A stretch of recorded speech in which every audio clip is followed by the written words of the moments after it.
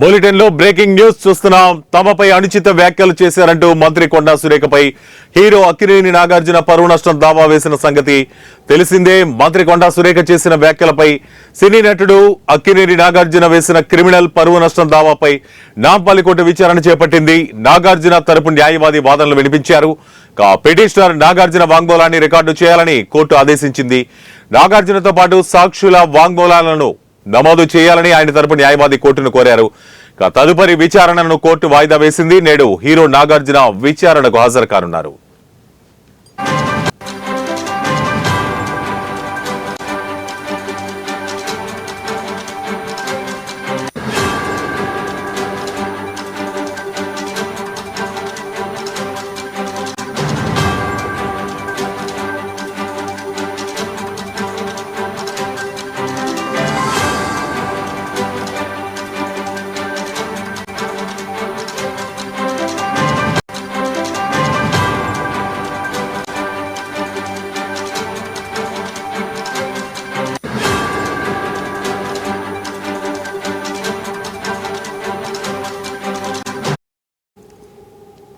Breaking news చూస్తున్నాం. తమపై అనుచిత వ్యాఖ్యలు చేశారంటూ మంత్రి కొండా సురేఖపై హీరో అక్కినేని నాగార్జున పరువు నష్టం దావా వేసిన సంగతి తెలిసిందే.